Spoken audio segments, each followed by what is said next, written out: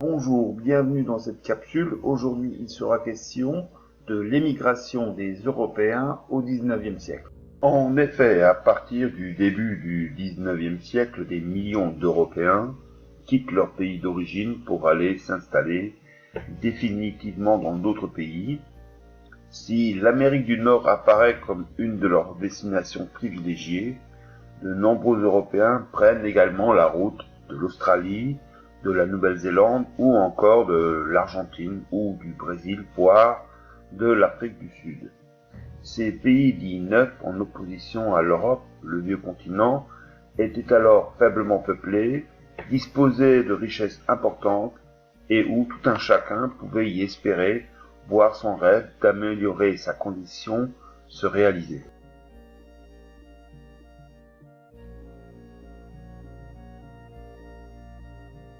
Entre 1820 et 1920, près de 70 millions d'Européens quittent l'Europe. Dans la première moitié du siècle, ce sont les îles britanniques qui constituent le plus gros des contingents, suivis à partir des années 1840 par les Irlandais, puis viennent les Scandinaves. Enfin, à la fin du siècle, c'est l'Europe de l'Est et surtout l'Italie qui vont alimenter ces flux migratoires. Comme nous l'avons déjà vu, ces migrations vont être à l'origine du quatrième grand foyer de peuplement au monde, l'Amérique du Nord.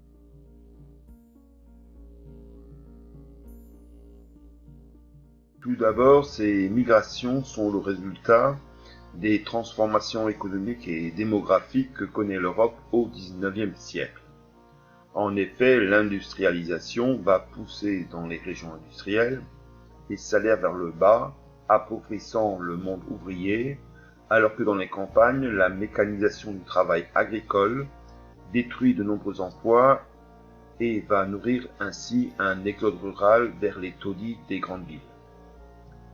D'autre part, si l'industrialisation devient créatrice d'emplois, cela ne suffit pas pour fournir un salaire, un travail aux populations européennes de plus en plus nombreuses due à la transition démographique.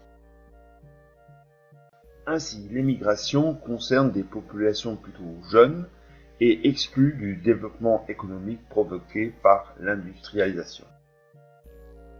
D'autre part, ces flux s'expliquent également pour des raisons politiques. Ainsi, après l'échec des révolutions de 1848, de nombreux républicains et démocrates européens ont cherché refuge aux États-Unis. Puis de Russie, de nombreux juifs fuient les persécutions et les pogroms et émigrent vers les États-Unis, le Canada ou l'Argentine.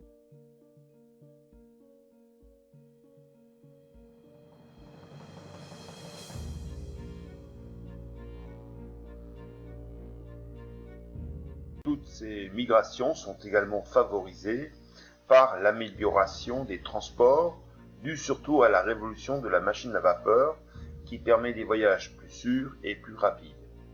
Des lignes régulières apparaissent, des compagnies organisent des voyages groupés qui permettent de baisser considérablement les prix.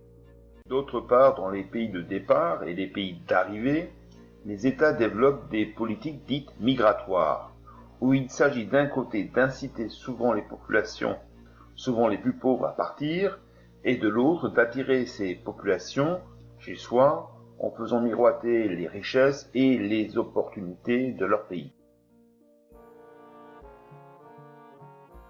L'intégration rapide des populations européennes aux États-Unis est souvent résumée par l'expression melting pot. Cette expression anglo-américaine désigne le creuset dans lequel les immigrés sont censés perdre leurs différences culturelles pour devenir des Américains.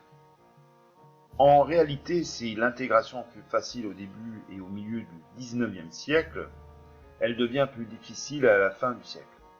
Les États-Unis cherchant de plus en plus à sélectionner leurs immigrés, c'est ainsi qu'en 1892, sur l'île d'Ellis Island, face à New York, fut créé un centre de rétention des immigrés pour pouvoir contrôler et sélectionner les immigrés arrivant aux États-Unis. Malgré cela, l'intégration se poursuit, d'autant plus qu'elle est facilitée par des communautés déjà installées. En effet, face à l'hostilité ou la peur des nationaux, les immigrés se regroupent en communautés. C'est le cas à New York des Irlandais de Five Points ou les Italiens à Little Italy. Néanmoins, la marche de l'intégration poursuit sa marche.